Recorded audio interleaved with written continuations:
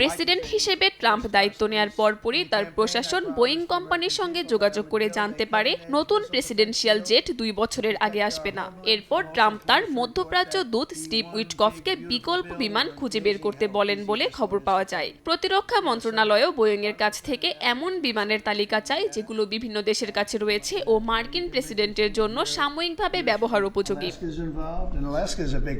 এ তালিকায় উঠে আসে কাতার। ওয়াশিংটন কাতারের কাছে বিমানটি কিনতে চায় এমনটাই দাবি করে সিএনএনের সূত্র। কাতার বিক্রি করতে সম্মত হয়। প্রাথমিক আলোচনায় লিজ নিয়েই কথা হচ্ছিল বলে জানায় এক সূত্র। কিন্তু ট্রাম্প দাবি করেন এটি কাতারের একটি উপহার বা অবদান। জানান কাতারের আমির নিজেই এই প্রস্তাব দিয়েছেন। এমনকি ট্রুথ সোশ্যালেও এমনটা লিখেছেন। তবে তিনি বলেন ওই বিমানে তিনি নিজে কখনো উড়বেন না, এটি তার প্রেসিডেন্সিয়াল লাইব্রেরির জন্য রাখা হবে।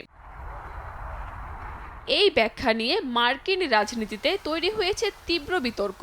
ডেমোক্র্যাটরা তো বটেই, এমনকি অনেক রিপাবলিকানও এর বিরোধিতা করছেন। আইনগতভাবে মার্কিন প্রেসিডেন্ট কাতারের কাছ থেকে উপহার পেতে পারেন কিনা এই নিয়েও প্রশ্ন উঠছে।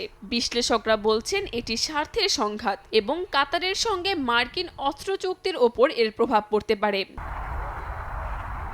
এদিকে পেন্টাগন বলছে যদি এই চুক্তি হয় তবে তা পুরোপুরি আইনি প্রক্রিয়ায় মার্কিন ও কাতার প্রতিরক্ষা মন্ত্রণালয়ের মধ্যেই হবে। কাতার দূতাবাস ও হোয়াইট হাউসও একই ব্যাখ্যা দিয়েছে। কাতারের প্রধানমন্ত্রী সিএনএনকে বলেন এটি কোনো ব্যক্তিগত আলোচনার বিষয় নয়, বরং এটি যুক্তরাষ্ট্র ও কাতার সরকারের মধ্যকার বিষয়।